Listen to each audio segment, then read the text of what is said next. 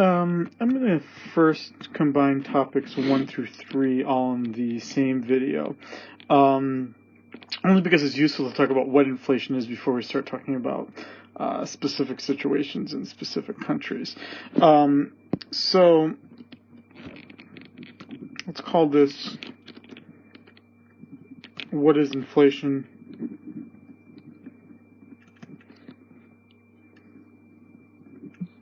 And where is it, I guess, would be the best way to put it. So let's start first with a understanding of what is inflation.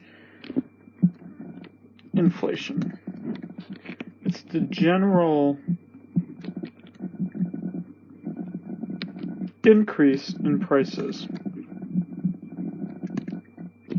Sometimes you may also see discussion of deflation, which is actually a more worrisome concern, and that would be a general decrease in prices.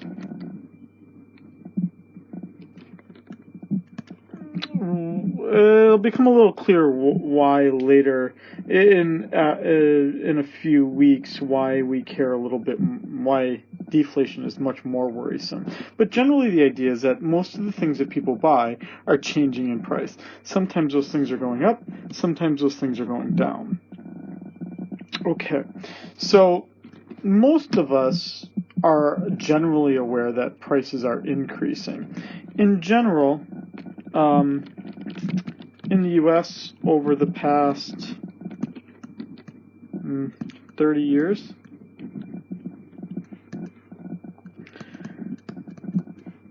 (1 to 2% annual increase in prices.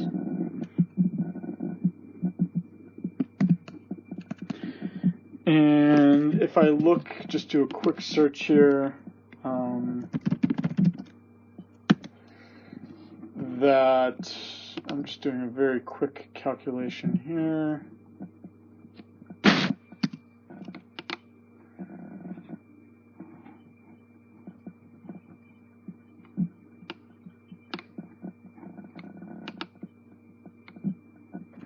That since 1980 to let's call it mid-2017, prices have increased 317% over that entire time. So basically what we're saying is that something that was bought 37 years ago is now a little over triple in price. That's something that cost $1 in 1980 would cost $3.17 today. Now that's happening basically over time, right? If it keeps increasing 1 to 2% a year, and then it's increasing 1 to 2% on top of that, and on top of that, and on top of that, that's how we're seeing this change. So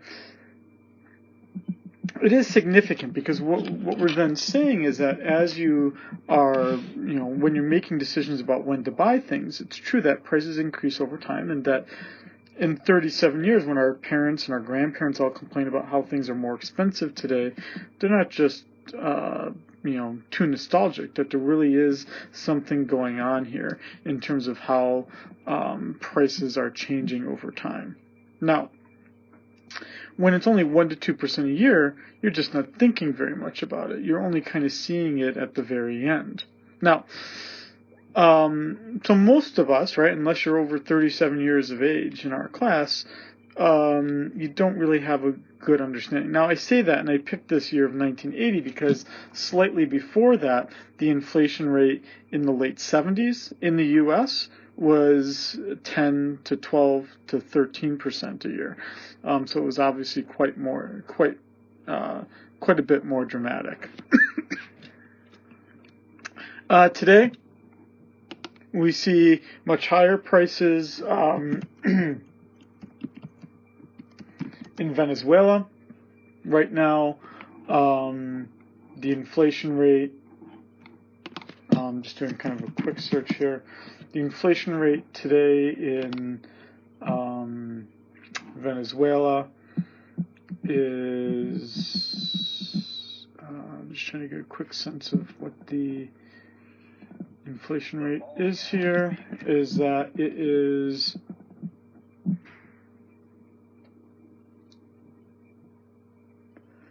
it's about 300% this year.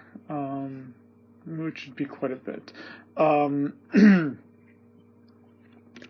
In Venezuela,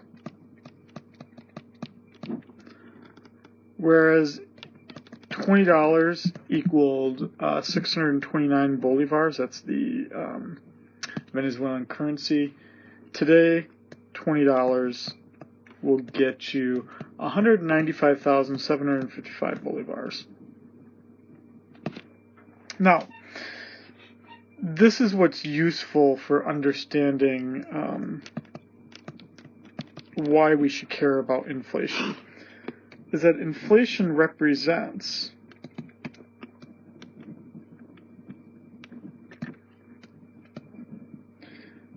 a decreased value of the currency. So basically what we're saying is that because inflation exists, the bolivar, the Venezuelan currency, is less valuable. That for $20, let's say read another way, that whereas it used to only take 629 bolivars to equal the purchasing power of $20, 4 years later, that same $20 in the U.S., it would require almost 200,000 bolivars to have the same purchasing power. So basically, each bolivar is worth a lot less, is a lot less valuable.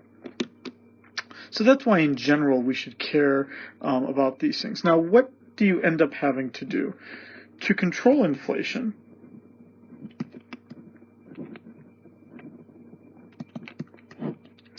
You either use price controls.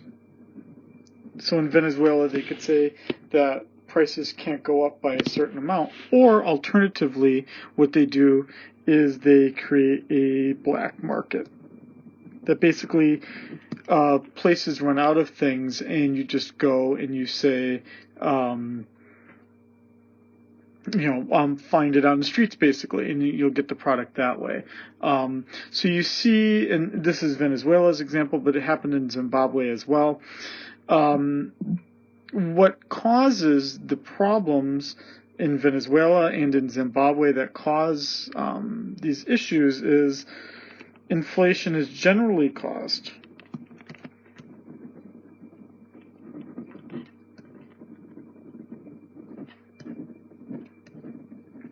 by printing too much cash.